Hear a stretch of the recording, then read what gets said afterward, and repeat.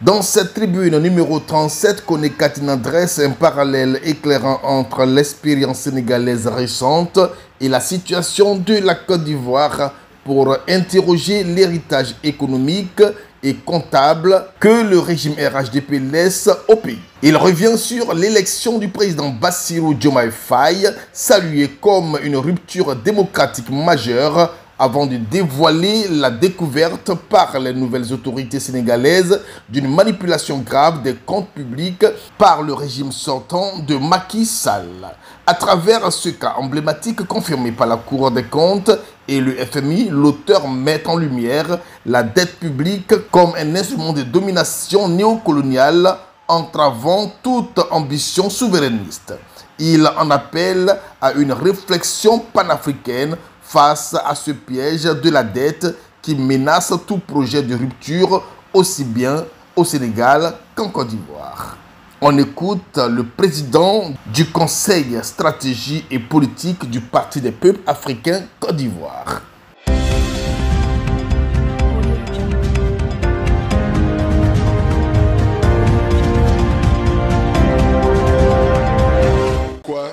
Donc je dois, ceux qui sont, ou bien n'est pas là, quand ils sont allés m'accompagner au retour de mon exil, ils ont été très bien mouillés, hein?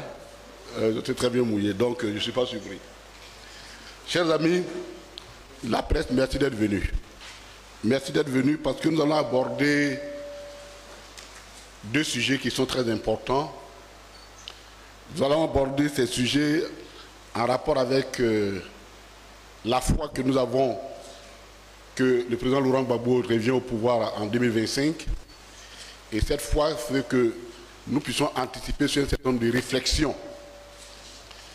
Et ce qui se passe ailleurs doit nous concerner et surtout nous permettre donc de nous préparer en tant que parti politique, tout en dénonçant, mais en même temps de nous préparer de l'éventuelle, je demande la grande possibilité de rencontrer ces mêmes problèmes. La tribune d'aujourd'hui porte sur deux points. Il s'agit de s'interroger. Est-ce que ce qui s'est passé au Sénégal avec la falsification des comptes publics pour pouvoir rester dans les normes économiques, les ratios demandés, est-ce que la Côte d'Ivoire est à l'abri quand on regarde la similitude des deux économies? Ça, c'est la première des questions. Deuxièmement, il y a la question encore scandaleuse, le scandale que les gens veulent minimiser, mais qui reste pour nous une question scandaleuse. D'ailleurs, la direction du parti a largement fait, il y a quoi, lundi, une conférence de presse sur la question, sur l'accord qui a été signé entre la compagnie Corsair et l'État de... Enfin, certaines institutions. Et il faut... On ne va pas revenir sur la déclaration déjà très bien faite et forte de notre parti, mais soulever des questions d'ordre technique qui nous interrogent et qui nous permettent de savoir quelle est la nature, la gouvernance du RHDP. Et évidemment, vous comprendrez quand nous allons rentrer dans les détails sur la santé, sur les données de santé telles qu'elles ont été fournies par nos techniciens. Je voudrais saluer le ministre Issa Malik, président de l'inspection, tous les camarades qui sont de la santé, tout et autres, qui nous ont donné des chiffres. Et quand on a fini de regarder ces chiffres, on comprend pourquoi eux, ils sont obligés d'aller se soigner là-bas. Donc voici les deux sujets. Alors de quoi s'agit-il pour le premier point? C'est une approche didactique pour que nous comprenions le monde dans lequel nous sommes, comment des gens peuvent contrarier une révolution, même casser l'espérance d'un peuple qui a élu quelqu'un sur un programme, alors que dans la réalité, les décideurs et ceux qui détiennent les manelles de pouvoir sont ailleurs. C'est ce qui s'est passé au Sénégal. Et nous allons prendre le cas du Sénégal, nous allons le rapprocher au cas de la Grèce, et vous allez comprendre pourquoi est-ce que ça nous inquiète ici. De quoi s'agit-il? Au Sénégal, le 24 mars 2024, Diomaye Faye a été élu président sur la base d'un programme du PASTEF qui est leur parti politique, qui est un programme de rupture totale avec ce qu'on a l'habitude de voir. Un programme de rupture auquel a massivement adhéré le peuple sénégalais, qui remettait en cause, ce programme remet en cause un certain nombre de principes fondamentaux de l'ordre établi et qui maintient les pays africains dans une certaine logique économique et sociale. Ils ont décidé, eux, de rompre avec. C'était leur volonté. Et le peuple les a suivis massivement parce qu'ils ont gagné l'élection présidentielle au premier tour et ils ont gagné l'élection législative de façon écrasante. C'est dire que le peuple sénégalais veut la rupture, voulait la rupture, et cela ressemble exactement trait pour trait à ce que nous vivons aujourd'hui, parce que le peuple ivoirien veut effectivement sortir de l'ornière dans laquelle on plonge, le RHDP les plonge. Donc, rupture, programme de rupture, décision forte, programme social hardi. C'est un peu, on pourrait dire, le version démocratique de ce qui se passe dans les pays de l'AES, et qui est également l'expression de la volonté commune des Africains. C'est une soif que les Africains expriment de pouvoir sortir et de se dessiner eux-mêmes leur propre destin. Et ça, c'est important pour qu'on comprenne ce qui se passe par la suite. Et pour qu'on comprenne pourquoi ce sujet nous tient à cœur et pourquoi nous-mêmes, en tant que PPACI, nous devons nous interroger et nous approprier de ce sujet. Et puis, ils prennent le pouvoir subitement. Dès les premiers moments, ils se rendent compte qu'il y a un problème au niveau de la comptabilité publique. Que les comptes publics ne sont pas ce qu'ils sont censés ou réputés être. Là, ils posent un problème de sincérité. Ils le disent déjà en septembre 2024, mais l'administration sortante dit non, c'est pas vrai, c'est du mensonge, ce sont des procès d'intention, c'est pas vrai. C'est ce que l'administration de Macky Sall répond. Et en février 2025, la Cour des comptes du Sénégal révèle que pendant le deuxième mandat de Macky Sall de 2019 à 2024, il y a eu une décision très consciente de sous-estimer le stock de la dette pendant des années précédentes. C'est-à-dire, le gouvernement sortant a falsifié volontairement, c'est-à-dire ce n'est pas une erreur d'écriture. On peut commettre des erreurs d'écriture comptable, mais falsifier ouvertement la comptabilité pour pouvoir rester dans une certaine logique. Et ça, ce n'est pas étonnant et ça nous donne l'idée pourquoi nous nous inquiétons. Puisque ici, après la crise de 2011, il y a eu des données ici où les salaires payés par l'administration du président Laurent Gbagbo, on leur a dit de ne pas comptabiliser ces salaires-là et de comptabiliser des salaires qui n'ont jamais été payés. C'est ce qu'on appelle la falsification des écritures comptables. C'est une falsification d'écriture comptable. Au point où, cette année, dans la loi des finances, ils ont été obligés eux-mêmes de revenir là-dessus pour dire, bon, trouver une formule pour comptabiliser parce qu'il s'agissait des salaires. Mais pendant tout ce temps, pratiquement plus de 300 milliards, 240 milliards à peu près, ont été des salaires qu'on a régulièrement payés. Et l'administration du RHDP a dit non, nous on ne reconnaît pas ces salaires, et puis comptabiliser plutôt des salaires que nous on aurait reçus et on ne sait pas. Mais la comptabilité là, on ne peut pas faire ça. Donc c'est resté en stock, en stock à payer. Et c'est au nom de tout ça là que la condamnation du président Laurent Gbagbo découle. Et toutes nos autres condamnations découlent pour qu'en 2025, dans la loi des finances, ils reconnaissent qu'effectivement il s'agit des salaires qu'il fallait comptabiliser comme étant des salaires. Falsification d'écriture comptable.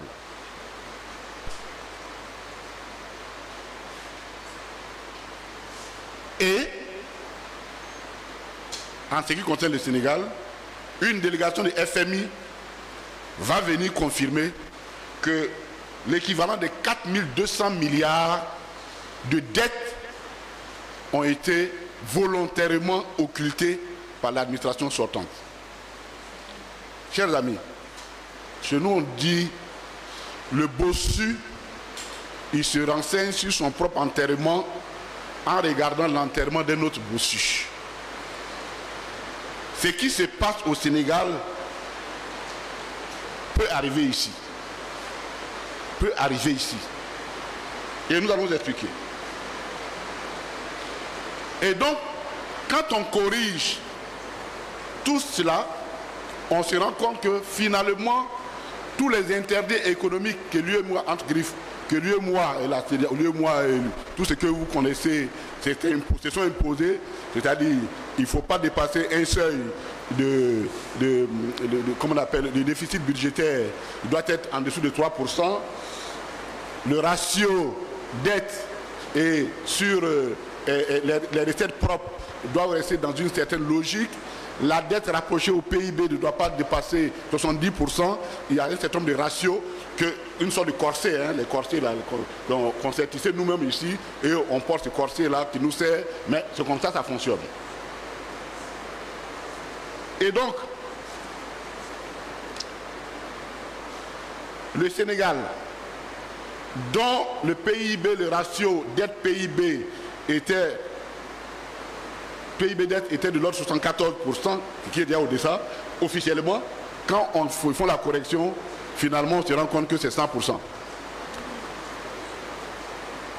Le déficit budgétaire que eux, dans leur comptabilité, ils avaient figuré à 4,9%, passe à 12%.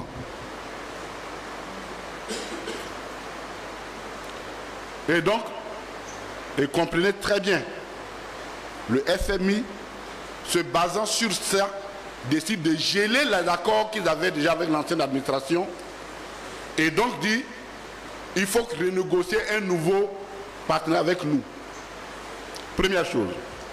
Dans la foulée, les agences de notation diminuent et cassent les notes du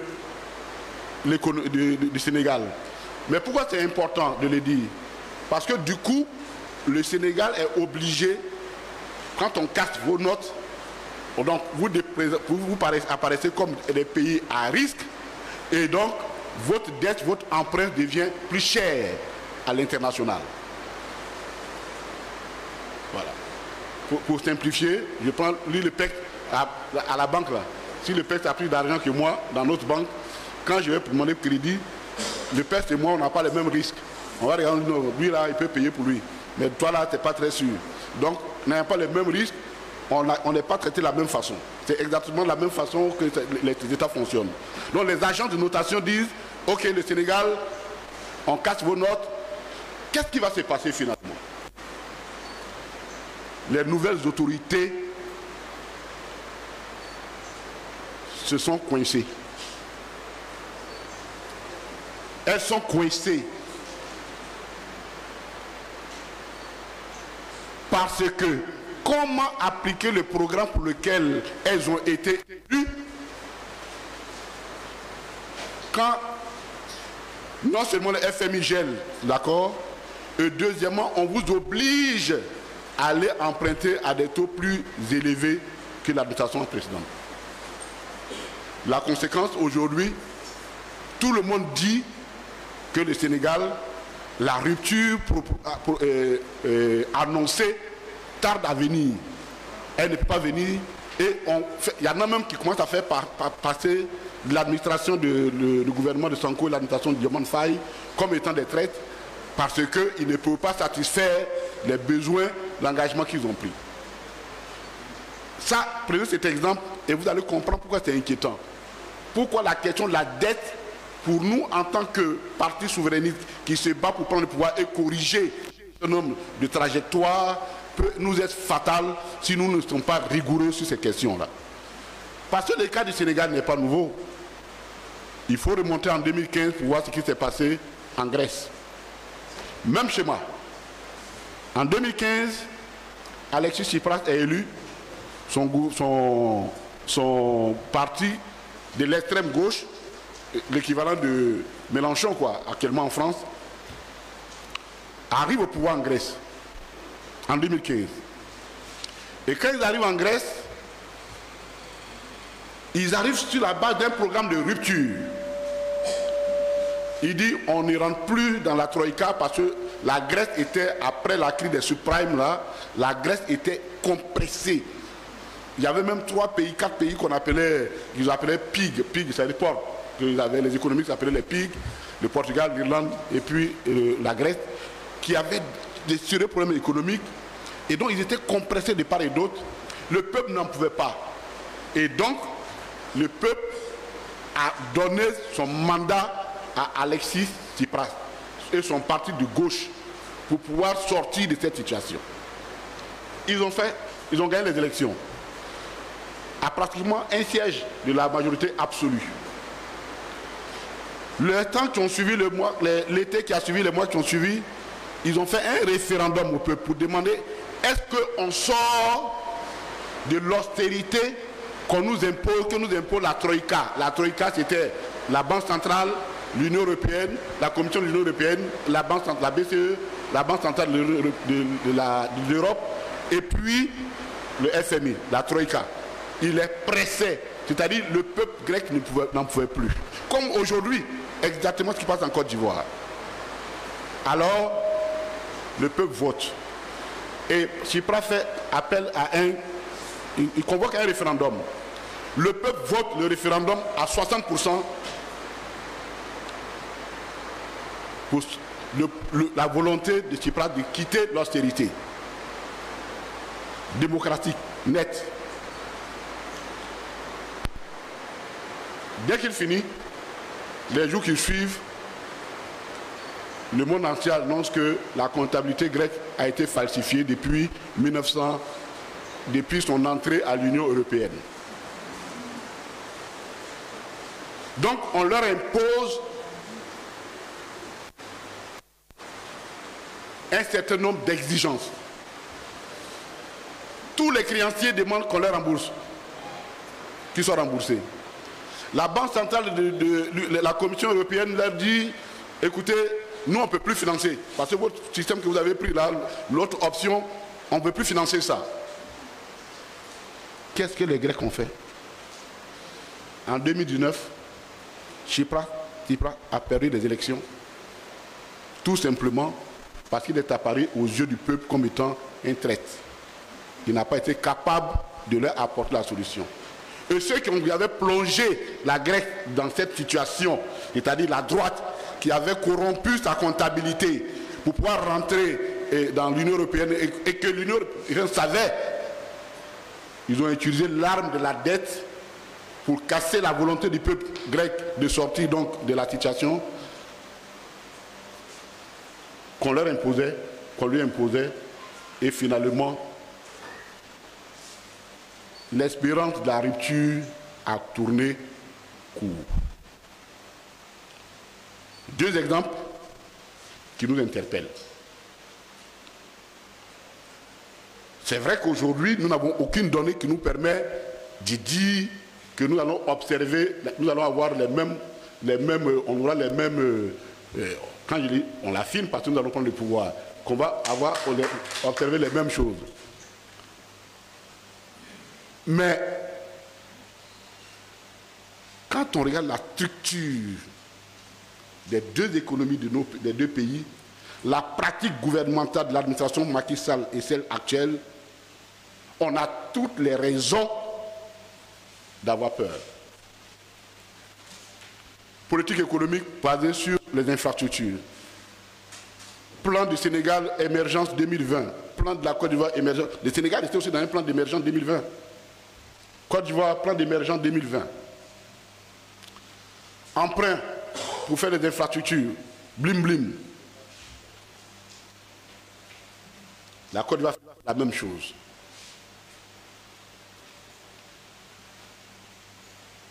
Structure économique.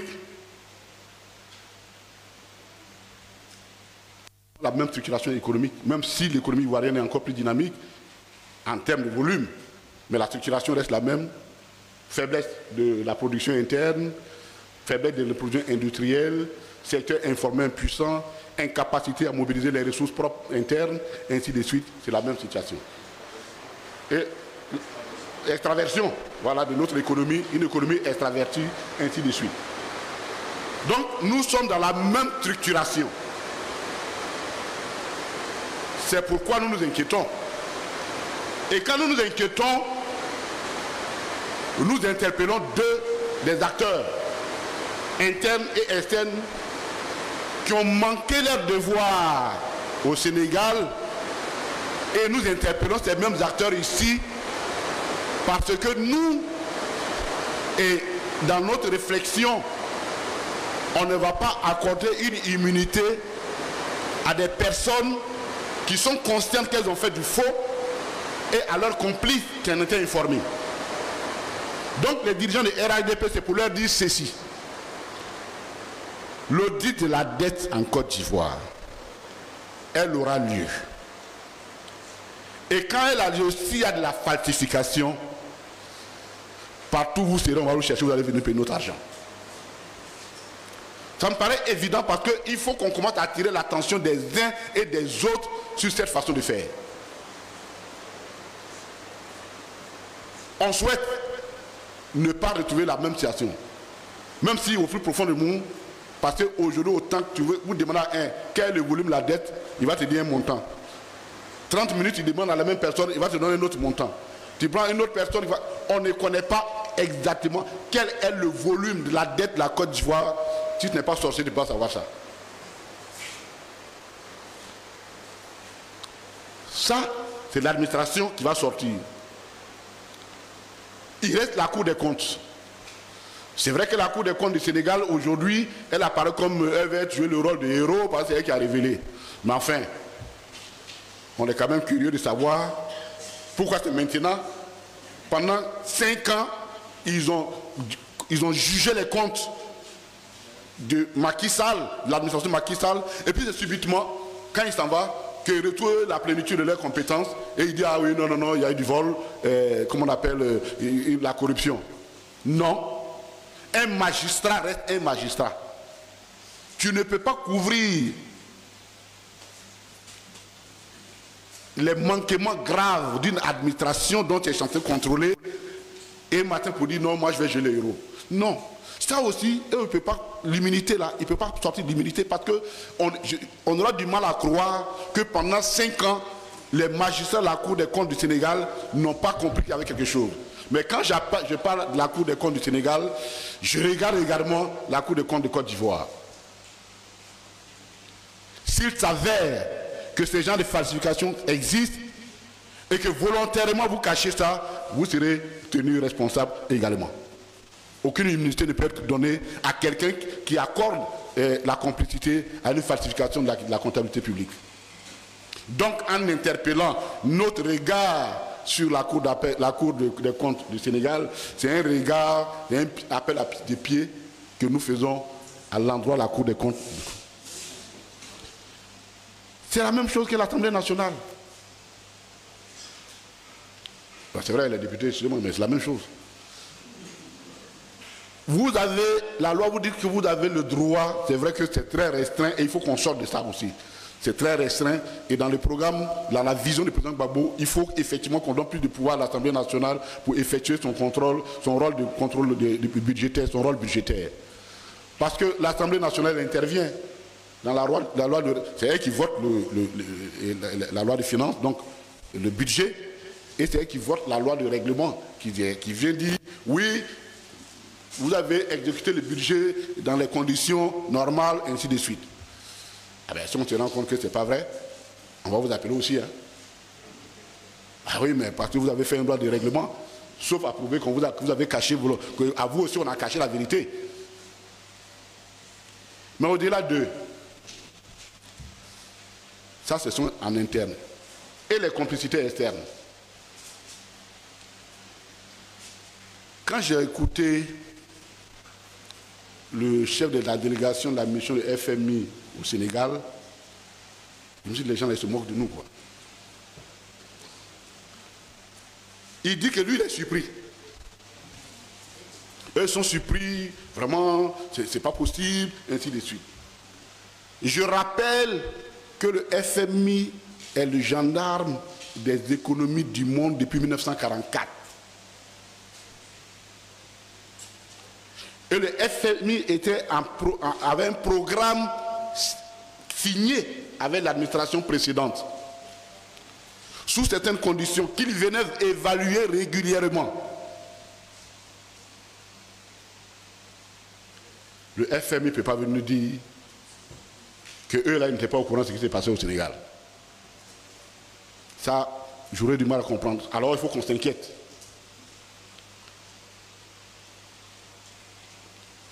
Parce que ils scrutent nos économistes jour par jour. C'est comme un médecin urgentiste devant un malade qui est en réanimation. Docteur, je passe sous ton couvert. Qui est en réanimation. Et puis, le malade meurt. On vient de dire non, le malade là, en cachette, il n'a plus automédication. Il n'a plus de médicaments qui n'étaient pas, qui n'avaient pas été prescrits par le médecin, et puis c'est lui qui l'a causé. Mais enfin, on va quand même demander des comptes à l'urgentiste. Ton malade qui était dans le coma, là, comment il s'est débrouillé pour prendre le médicament, lui seul pour manger et puis mourir? L'urgentiste, il y a un problème dessus. Donc on ne peut pas scruter nos économies tous les jours et puis nous dire on est surpris. Non, on n'est pas surpris. C'est des décisions politiques. Et quand vous allez voir, dès que le FMI a pris sa décision, les agents de notation, elles aussi se sont proclamées sentinelles des économies et qui donnent des notes. Oui, toi, tu as bien travaillé, B+, toi, c'est pas B-, ainsi de suite. Et au vu de ça, les marchés financiers, les marchés des capitaux fonctionnent, entretiennent des rapports en tenant compte de ces notations. Mais ils notent à partir de quoi alors? Parce que si un examinateur, il vient s'asseoir et puis il vient dire, bon, moi je suis l'élève, je vois l'examinateur, je dis, bon, professeur, j'ai bien travaillé, j'ai 18.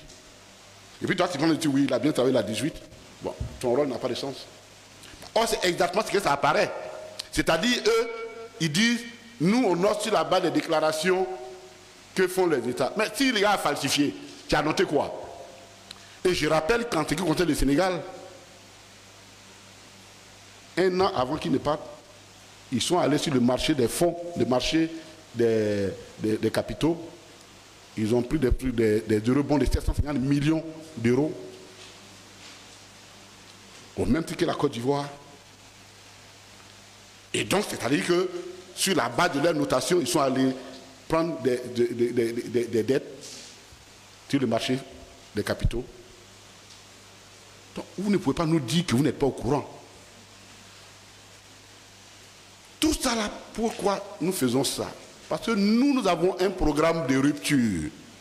Parce qu'on ne peut pas continuer à ce que le RHDP nous propose. Et ce programme de rupture va nous amener à prendre des décisions. Mais qu'est-ce que le message que le FMI et les agents de notation nous donnent? Si ce que vous voulez faire, ça ne nous arrange pas, on va regarder dans votre comptabilité, on va trouver les comptes faux et on va vous imposer des ruptures, on va vous imposer des restrictions qui vont limiter votre volonté de rupture. Donc la question de la dette devient absolument un instrument hautement politique. C'est un instrument de domination. C'est pourquoi on ne cessera jamais de dire qu'il faut que nous fassions attention à la dette. Et nous ne sommes pas les seuls, même les plus grands économistes, comme l'ancien directeur, le président de la Banque mondiale dit. Tant que la dette est soutenable, c'est-à-dire que la dette à long terme, c'est-à-dire qu'on faisait la dette à long terme avant, elle permettait donc de faire des investissements à long terme. Aujourd'hui, dans nos économies, y compris en Côte d'Ivoire, la dette à court terme est de l'ordre de 30%. C'est-à-dire les dettes prises pour gérer des urgences. Je vais simplifier pour ne pas fatiguer les gens des termes économiques, est de seulement 30%. C'est-à-dire non seulement la dette, elle est privatisée. Avant 2000, c'était la dette privée était de l'ordre de 13%. Maintenant, elle est autour de 51%. Maintenant, les dettes à court terme qu'on prend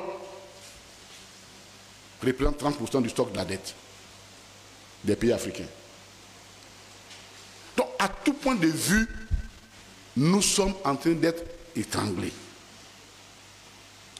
Et donc, quand nous allons venir au pouvoir, ils vont nous faire sortir ça. Ah oui, on a regardé vos comptes, c'est pas clair. Bon, ainsi de suite, ainsi de suite, ainsi de suite. Nous leur disons que c'est maintenant, ils n'ont qu'à aller contrôler la comptabilité du gouvernement en place pour nous dire quelle est la réalité des comptes de la place.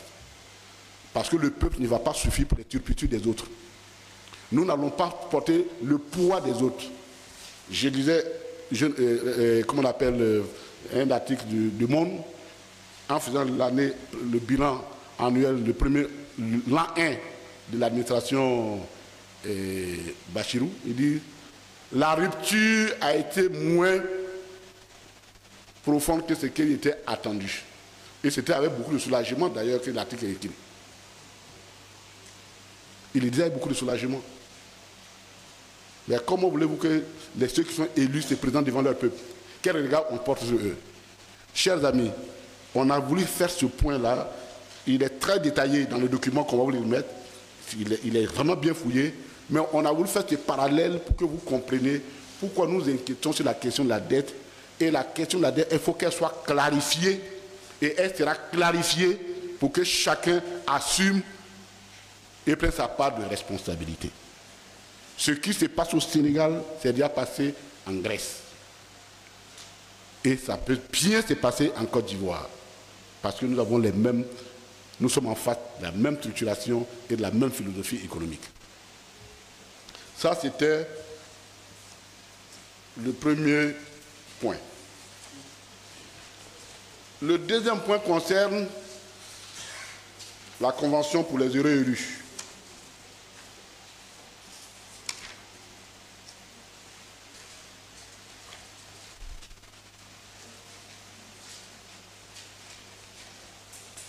La convention sanitaire, d'évacuation sanitaire pour les privilégiés de la nation. C'est comme ça qu'il faut l'appeler. Hein? C'est pour les privilégiés de la nation. Le titre, comme nous avons dit, c'est la dissonance entre le discours officiel et les réalités sur l'état sanitaire en Côte d'Ivoire. Parce que on ne peut pas venir tous les jours nous dire nous avons les meilleurs hôpitaux du monde et puis aller se soigner dans des hôpitaux qui sont moins équipés que les nôtres. Si c'est les meilleurs du monde, vous allez ailleurs, pourquoi?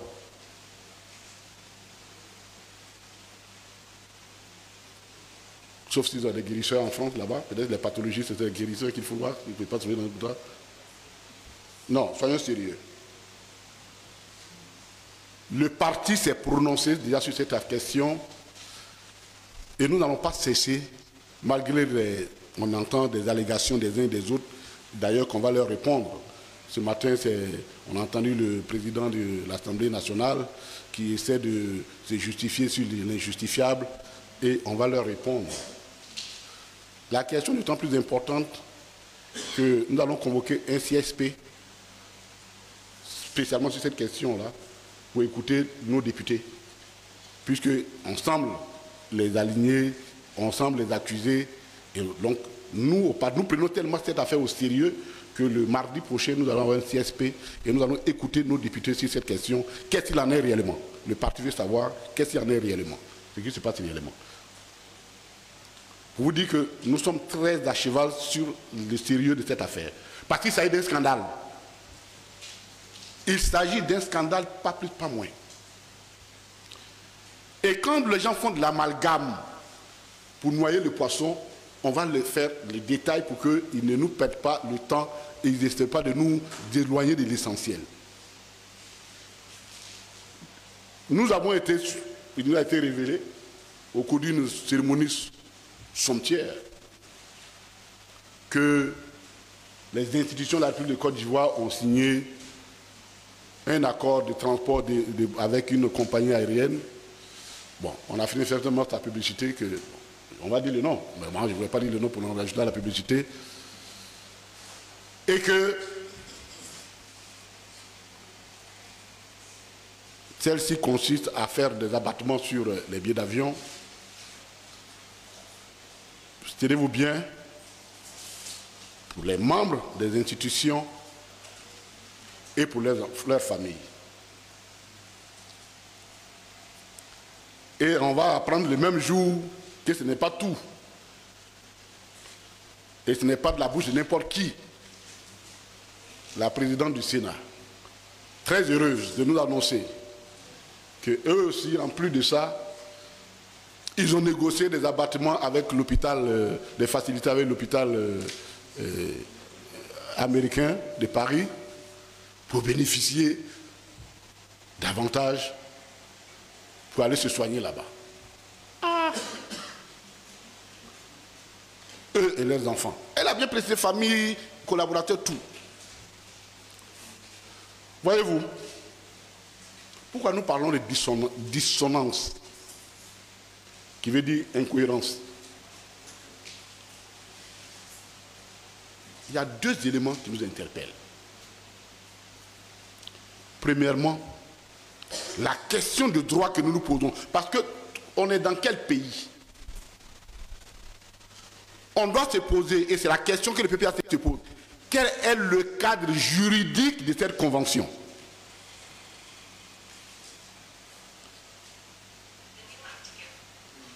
Parce qu'en droit ivoirien, en tout cas si nous sommes encore dans une république,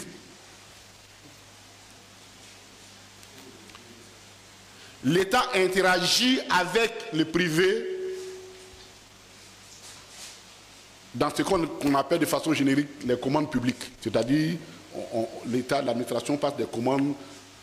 Et les noms les mieux connus, c'est les marchés publics.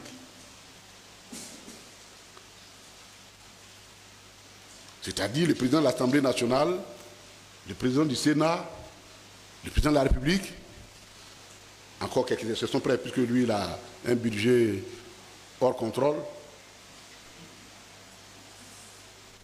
Les institutions, l'administration, ne prend pas l'argent dans la poche pour se promener, pour dire, bon, je vais acheter bic, donne-moi un bic, et puis il paye 100 francs, et c'est là il tombe dans ton main, et puis je veux acheter cafetière. Non. Il y a une procédure de passation de marché public dans chaque pays.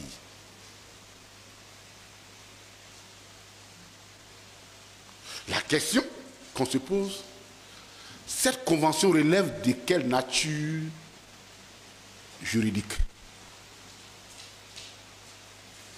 Est-ce qu'il s'agit d'un marché public au sens défini que lui donne l'ordonnance qui régit l'ordonnance 2019-679 du 24 juillet 2019 portant sur les marchés publics, et qui définit le marché public comme étant un contrat écrit conclu à titre onéreux par une autorité contractante pour répondre à ses besoins, c'est-à-dire aux besoins de l'autorité contractante, donc le besoin de l'administration.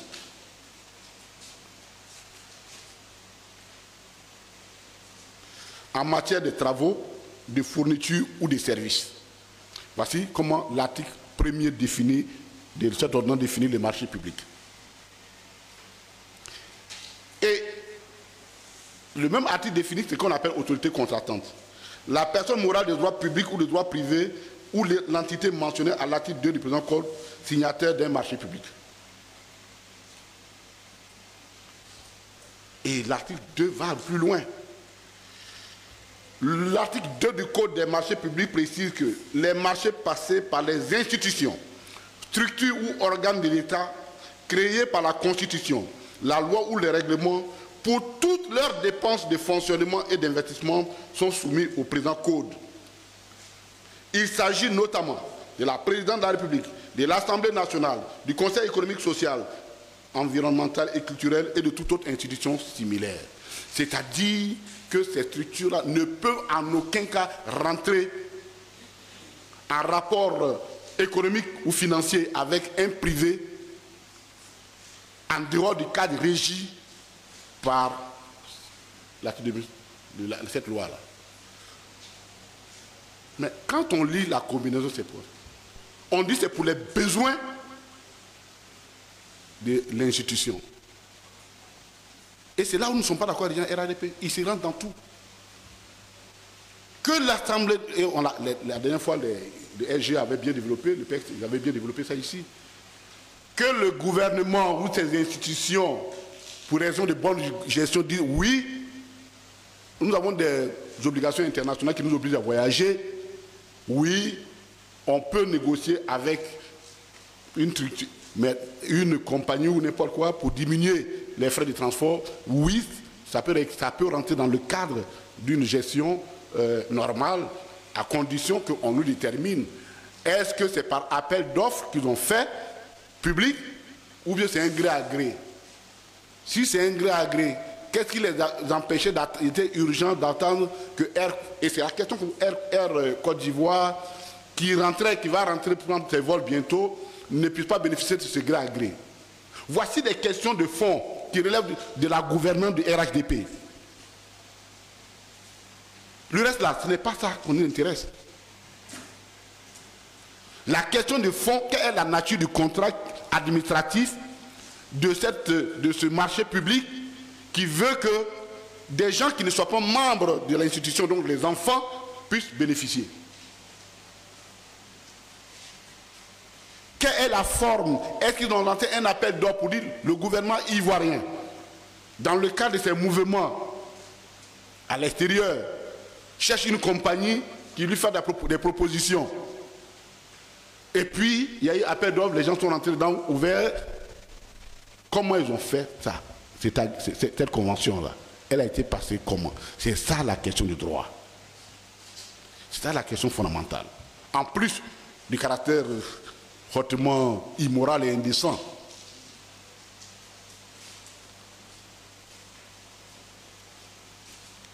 Deuxièmement, qu'est-ce qui justifie, qui donne droit, qu'est-ce qui donne... Et je vais vous rappeler quelque chose, chers amis. Voyez-vous, quand nous disons ces choses, le problème des RADP, eux croient que la Côte d'Ivoire est née le 11 avril 2011. Pour eux, quand ils parlent, ils pensent que la Côte d'Ivoire... Non. Nous avons une expérience. Et je suis heureux que quelqu'un de la dette, l'un des spécialistes de la dette de la Côte d'Ivoire soit là, parce qu'il a beaucoup travaillé. Donc il faut qu'on te voit parce que Boiseau, c'est l'un des spécialistes de la dette publique ici. On est allé en 2008 dans le cadre de la préparation du point d'achèvement PPTE pour aller discuter, rééchelonner nos dettes. Et une délégation est allée au Club de Paris. Le Club de Paris, ce sont les dettes bilatérales, c'est-à-dire les dettes entre États. Là-bas, la Côte d'Ivoire est partie avec un stock de sa dette pour dire, bon, voici ce que vous nous devez, État de France, vous nous devez, bon, vous et puis vos représentants, bon, on n'a qu'à voir comment on va gérer ça pour préparer le programme PPTE. C'est dans la salle que l'assistance hospitalière de Paris, qui est un organisme qui gère les CHU, s'est sorti une note pour dire, vous là, vous nous devez pratiquement 2,4 milliards pour évacuation sanitaire. C'est-à-dire la délégation du ministre de l'économie et des finances, là-bas, lui va se rendre compte qu'on va l'informer qu'il y a crédit sur l'évacuation sanitaire depuis les années avant 2000, qui fait 2000, à peu près 2,4 milliards de francs CFA. Ajoutez ça sur ce que vous nous devez. Mais nous, on n'est pas au courant. Il est ici. Après des discussions, on a été obligé d'intégrer cette dette-là dans le solde, le stock des dettes que nous devons défendre, nous devons traiter. Sans même savoir, est-ce que ça concernait les enfants, ça concernait les personnes, on ne savait pas. Ça s'est fait. Donc, ce n'est pas la théorie.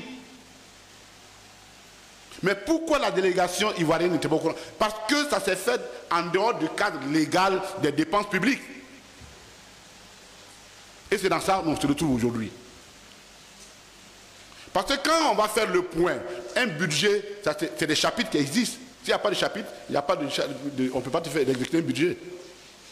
Il y a un directeur de financier qui était un ancien DAF qui est ici, il sait de quoi on parle.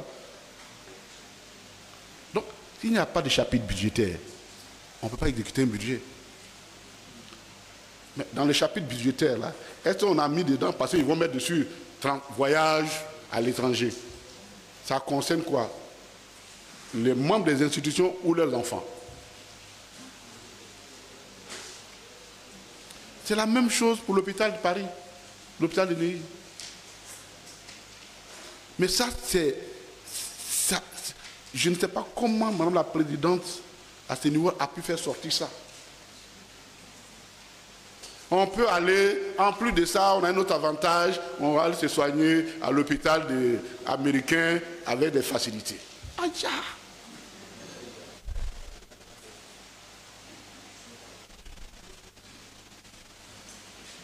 J'étais avec mon fils, il est bon comédien, il me dit, mais papa, nous, on est concernés aussi, non? Il faut aller, tu vas voir si on est concernés. Non. S'il vous plaît. Mais pourquoi nous disons qu'il y a cette dissonance? Et c'est le dernier point. C'est que dans la réalité, le RHDP va nous laisser un héritage sanitaire grave. Et c'est ce qu'il fuit. Parce que tu ne peux pas, quelques jours avant, aller inaugurer un hôpital à Bouaké en disant qu'on y trouve tout ce qu'il faut ailleurs. Et puis le soir, venir dire non, nous là, on s'en va se soigner en France. Il y a un problème. Et s'il vous plaît, ce n'est pas les experts qui manquent dans ce pays-là. Même s'il y a une pathologie pour laquelle il n'y a pas d'experts, on peut aller les former. Mais pourquoi ils le font? Et on va vous expliquer. Parce que leur système de santé est mauvais. Et ce sont les propres chiffres que nous allons prendre pour illustrer. Merci aux médecins, merci à vous qui avez fait les recherches pour nous permettre d'avancer là-dessus. Et on va vous donner les chiffres et le classement que nous représentons.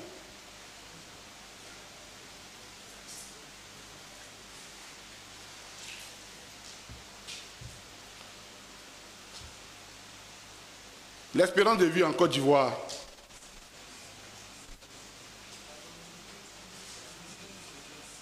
Nous sommes 41, on occupe la 41e place sur 54 pays. Non, c'est pas moi qui le dis, hein, c'est écrit. Allez-y, l'OMS, plan de l'OMS, vous allez voir. 2024, pour le dernier qu'on a sorti, qu'on consulte, hein, en 2023, c'était encore plus grave. Hein. Bon, ils se sont débrouillés, ils disent qu'ils ont avancé quelque part. On est la Côte d'Ivoire, qui a l'économie la plus performante du monde, comme ils le disent. La première puissance économique de l'Afrique de l'Ouest, à la deuxième après le Nigeria. L'espérance de vie, 41e place. Même le Libéria est devant nous. Le Togo est devant nous. La Mauritanie est devant nous. Non, je vous l'ai dit. Je vous l'ai dit. Le Ghana, le Sénégal, le Rwanda, la Mauritanie, l'espérance de vie de la Côte d'Ivoire, d'après les petits calculs, ils disent que c'est 61,94 ans. C'est ce qu'ils disent. Quand on sait que chez moi là-bas, il y a au moins 60% des décès qui ne sont pas déclarés. Bon, donc, c'est ce qu'on déclare, c'est sûr, on se brûle pour faire la moyenne. Le Ghana, c'est 65,5 ans. Le Sénégal, 68,68 ans. Le Rwanda, 69 ans. La Mauritanie, 68 ans. Le Gabon, 68 ans. Le Cameroun, 66 ans.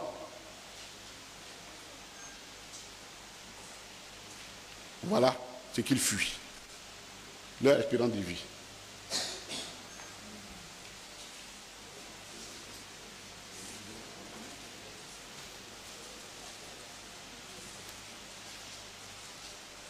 Ils ont créé quelque chose qu'ils appellent CEMU.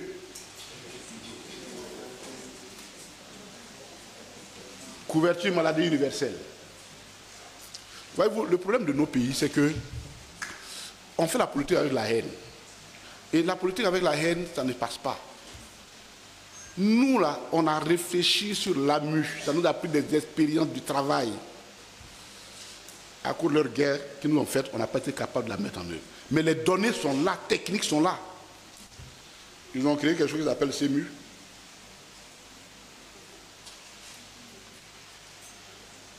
Et qui, seulement 20%, c'est-à-dire il y a 60% de la population qui est théoriquement couverte, Mais dans la réalité, il n'y a que 20%. Ça marche seulement pour 20% réellement. 20%. Le truc là, c'est mieux. Selon les données de la Banque mondiale, la Côte d'Ivoire a l'une des rubriques de dépenses de la santé publique la plus faible. 5,3% du PIB, là où Abuja, ce qu'on appelle l'accord d'Abuja voulait que... Non, c'est pas Abuja, c'est plutôt... Abuja voulait que on consacre 15% des dépenses, 15% du PIB aux dépenses de la santé. Nous, on a 5,3%.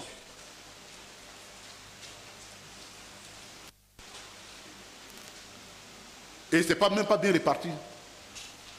Un enfant né à Abidjan, il a 4 fois plus de chances de survivre qu'un enfant né à Odiéné. D'ailleurs, à Odiéné, vous avez vu, vous connaissez les couveuses, non?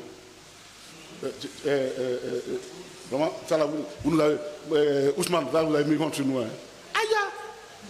Vous connaissez les couveuses pour prématurer à Odiéné? Vous ne savez pas?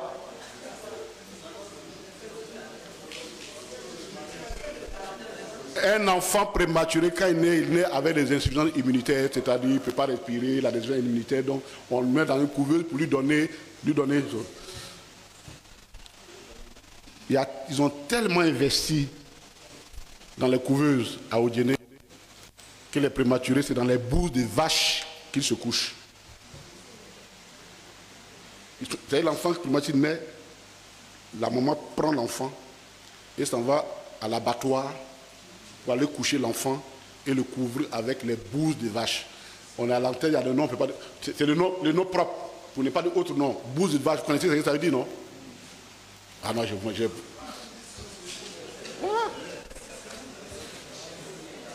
Les déchets des vaches, voilà. Il y a une vidéo, et c'est quelqu'un qui a filmé, qui a présenté ça. Et ça circule.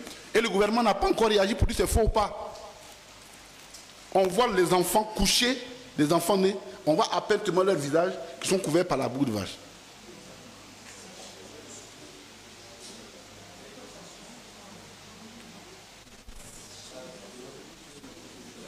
Même les peuples qui ont pour spécialité l'élevage ne préparent pas leurs enfants à l'élevage de cette façon-là. Voici ce qui se passe dans notre pays.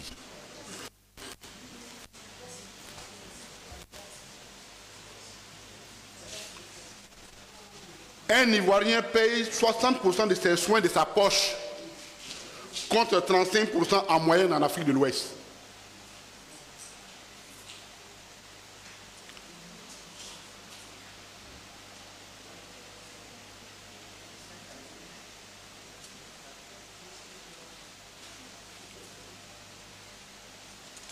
Et il y a les inégalités.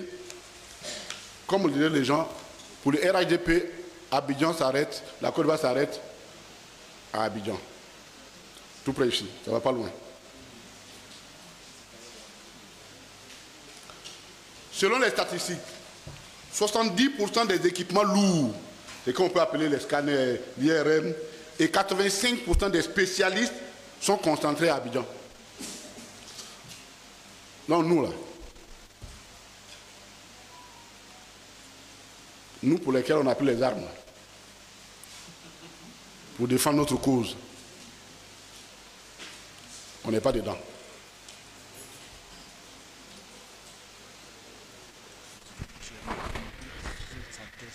Ok.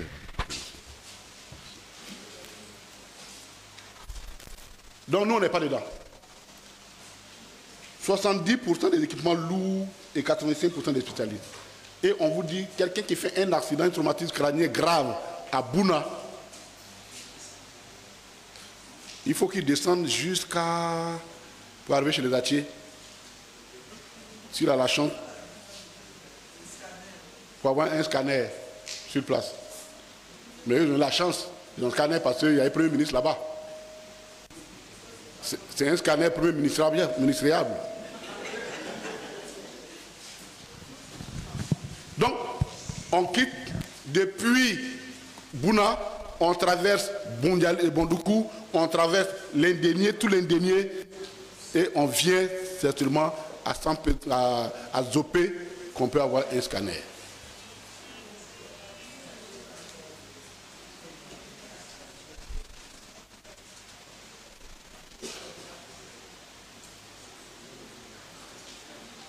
À l'intérieur, il y a un médecin pour 25 000 habitants, contre un médecin pour à peine 5 000 habitants à Abidjan. 40% des salles de santé ruraux sont sans salle d'accouchement. 40%. Les femmes, là, nos mamans, les matrons continuent d'exercer leur métier. 0 IRM public hors d'Abidjan. Alors qu'au Ghana, on en compte 25 et au Sénégal 12. 0 IRM. En dehors d'Abidjan.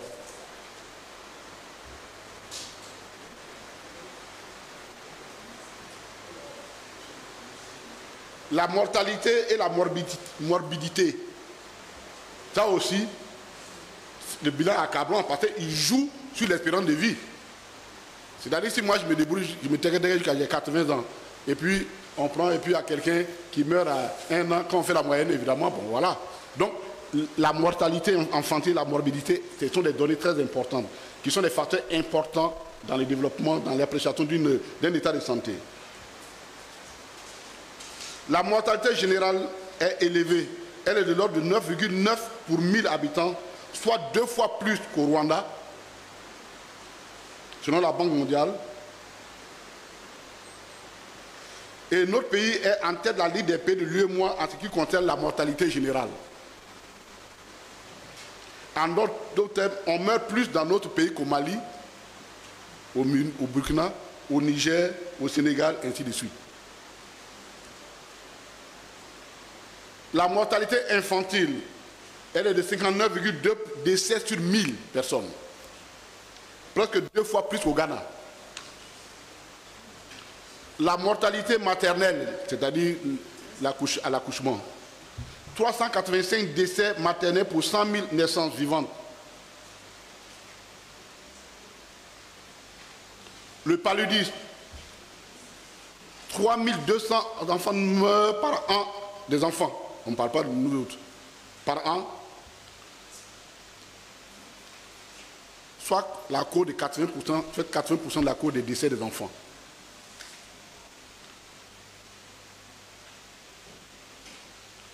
Alors que, au Ghana, avec 4 millions de cas, il n'y a seulement que 1500 décès. Nous, on fait le double.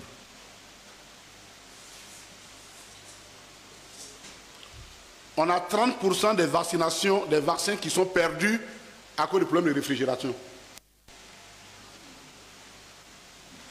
Là, on prend un vaccin là. Cherchez moyen pour congeler, conserver le vaccin là. 30% sont perdus.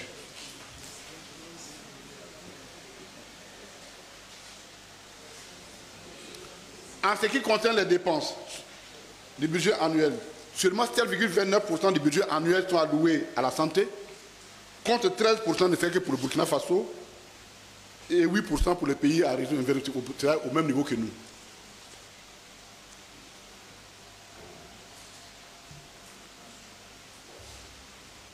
Même les ARV, c'est-à-dire les rétroviraux, tout ça, on ne vivait que grâce aux Américains. Bon, maintenant Trump est venu. Et on ne s'arrête pas là. La dernière fois, je parlais avec quelqu'un, une spécialiste qui me disait, une dame, médecin, qui travaille à l'USAID avant, qui dit, même l'oxygène dans nos hôpitaux, c'est-à-dire l'oxygène respiratoire qu'on donne, était fourni par l'USAID. Aujourd'hui, ils n'en fournissent plus. Donc, pratiquement, les centres sont en panne d'oxygène.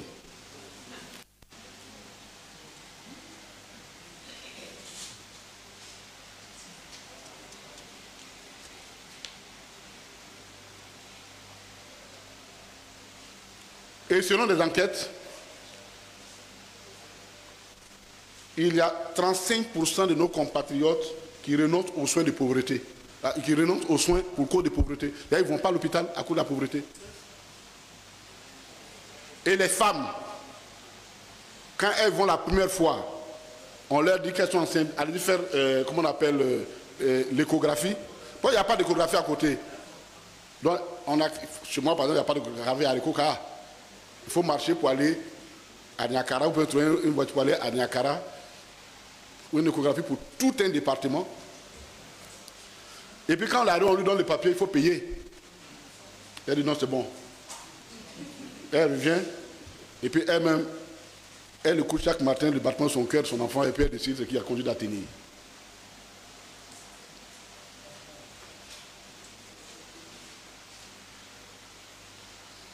La qualité des services.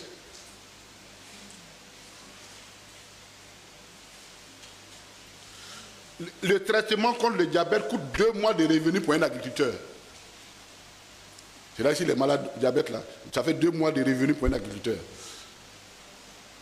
Si on achète bien son anacarde, parce qu'ils ont dit que l'anacarde c'est 450 francs le kilo. Je vous dis qu'aujourd'hui, on vend l'anacarde dans certains coins, quand tu as la chance d'avoir 150 francs, tu as la chance. Sinon c'est 200.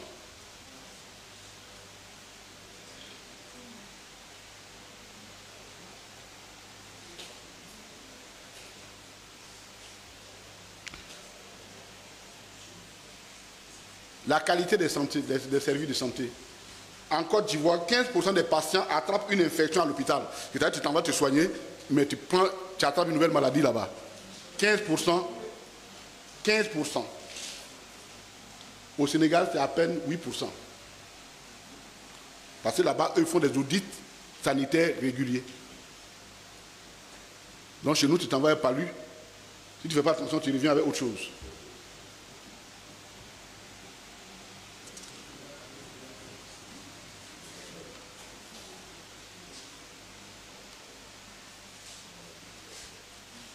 Nous dépendons totalement du système pour les vaccinations, du système Gavi, c'est-à-dire le système américain.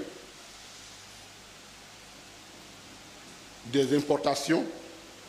On n'a pratiquement aucune usine publique de fabrication de médicaments en Côte d'Ivoire. Il y avait un pauvre qui en avait ouvert Rouget à Yopougon, un Américain qui est venu ouvrir. Et parce que le président Gbagbo était allé inaugurer l'usine, dès qu'ils sont arrivés, ils sont allés casser l'usine pour dire que c'était l'usine de Gbagbo. Donc, Rouget est fermé, il n'y a plus d'usine. Voilà, un point trait. Le Sénégal fabrique ces tests PCR, les tests PCR là, c'est-à-dire l'examen du Covid là. Nous, on attend toujours, on les importe.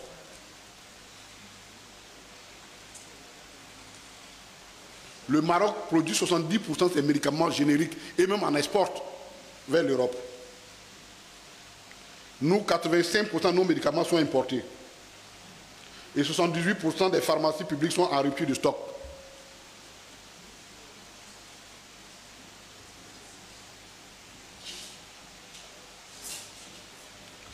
Un pays comme le Rwanda a 200 centres de télémédecine, c'est-à-dire où tu peux rester chez toi et puis demander, je ne sais pas, expert, je consulte par voie, par télémédecine, un expert qui me dit, ah, voici les données, telle chose, et puis l'expert, nous, on n'en a pas. On n'en a que 12, puis ils sont à 200 au Rwanda.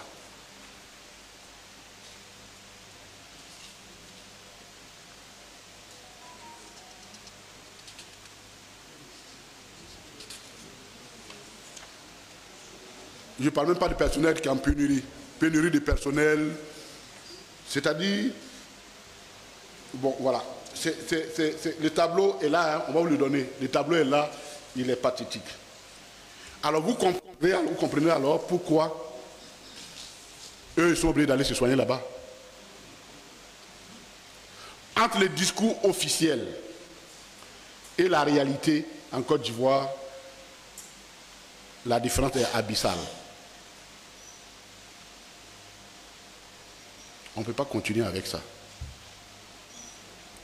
On ne peut pas continuer de narguer le peuple avec ça. Il faut que nous en sortions.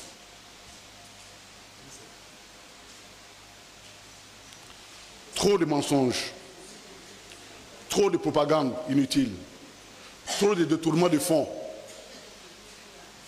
trop de mépris pour le peuple. En gros, trop, c'est trop. Je vous remercie.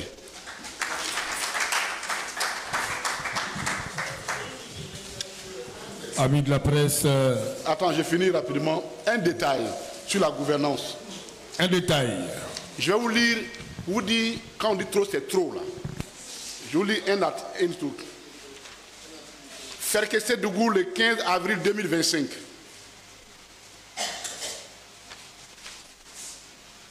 District autonome des Savanes. Région du Tchologo. Courrier numéro 442-CRT-CAB-DGA. À messieurs les secrétaires départementaux de RADP du Tchologo. Écoutez bien. Objet. Recrutement de personnel pour le port sec de Ferkessé-Dougou. Messieurs les secrétaires départementaux, j'ai le plaisir de vous informer que dans le cadre du démarrage des activités de la cellule de gestion du projet de construction du port sec de Ferkessé-Dougou, il est lancé le recrutement de personnel dont les profils sont les suivants. Un directeur technique adjoint chargé des travaux de route ayant un niveau d'ingénieur de travaux Bac+5, 2 interprètes pouvant traduire correctement la langue chinoise en français et vice-versa, conducteur d'engins lourds, mécanicien d'engins lourds, menuisier, ferronnerie, maçon. Le dossier de candidature sont à déposer à l'administration de la district Lille au port sec de Ferkessé-Dougou à Deko-Kaa, rue de Wangolo à 300 mètres du corridor nord. Pour toute information supplémentaire, appelez 01 02 33 33 33. Veuillez agréer, messieurs les secrétaires départementaux, l'expression de ma parfaite considération. Signé le deuxième adjoint, je n'ai pas dit son nom. C'est un parent. Je ne vais pas l'exposer. Signé le deuxième adjoint du conseil de la région. Est-ce que vous avez compris ça? C'est-à-dire une institution de la République s'adresse à un parti politique pour l'informer de l'existence de postes de travail pour un service public.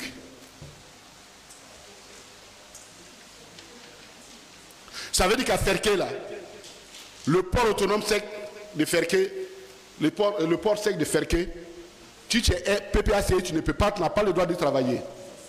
Si tu es PDCI, tu n'as pas le droit de travailler. Il n'y a que eux seuls qui peuvent travailler. C'est inacceptable ça dans un pays. Ce ne se fait pas ça dans un pays.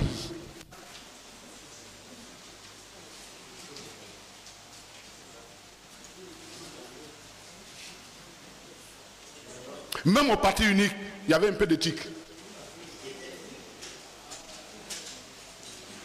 Au nom de quoi les autres citoyens n'ont pas droit au travail en Côte d'Ivoire si tu n'es pas RHDP? C'est quoi ça, cette histoire-là?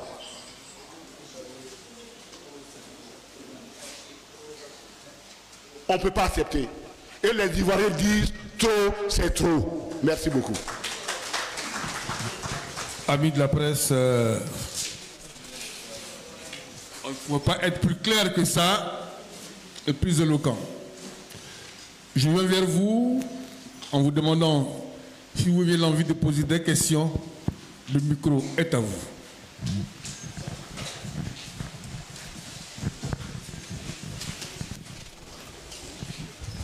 Le temps pour le ministre de souffler, juste 30 secondes, et il est à vous. Posez la question. Merci. Je suis Carlos Dogba de Riel TV.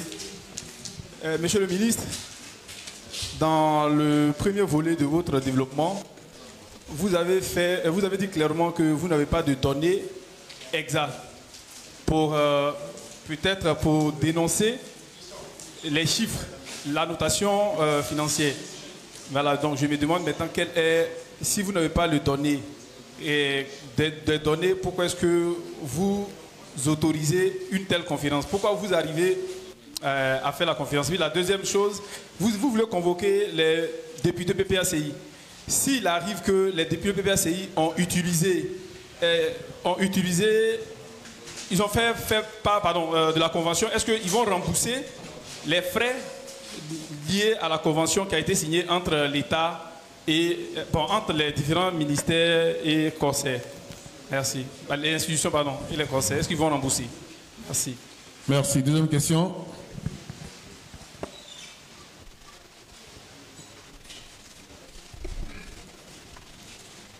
Monsieur le ministre, bonjour. Je suis Vénan Saka, journaliste pour le quotidien L'Inter. Moi, je voudrais aller dans le même sens que lui sur sa deuxième question. C'est de savoir s'il advenait, après avoir entendu les députés du PPACI, que certains d'entre eux auraient été partis à ce contrat, à cette convention qui lie l'Assemblée nationale à la compagnie aérienne. Est-ce que le PPACI en prévoit de sanctionner ces députés sur ce cas-là, étant donné que le PPACI lui-même condamne cette convention-là? Troisième question.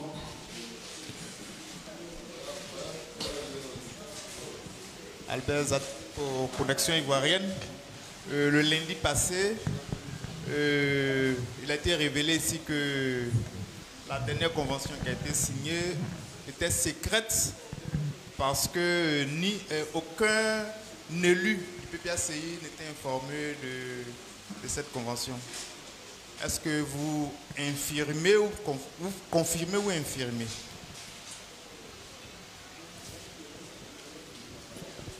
Ok. On va maintenant permettre au ministre de répondre aux trois premières questions.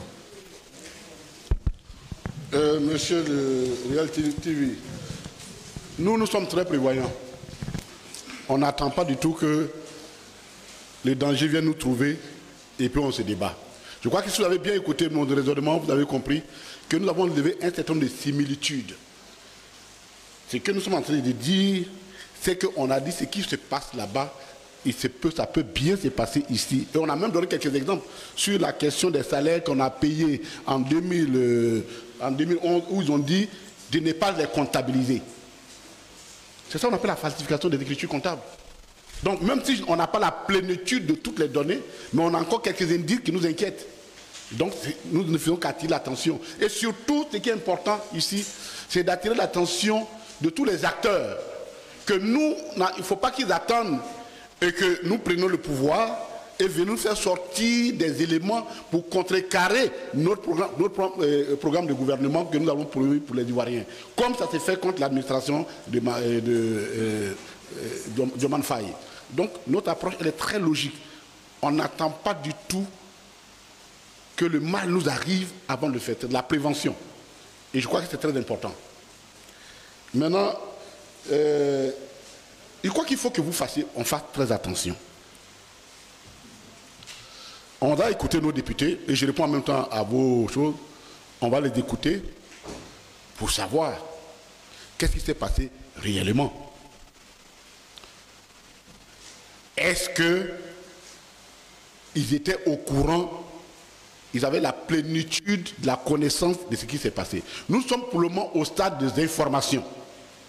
Quand nous serons suffisamment informés, le communiqué qui suivra d'autres rencontres, vous serez communiqué, vous serez informé.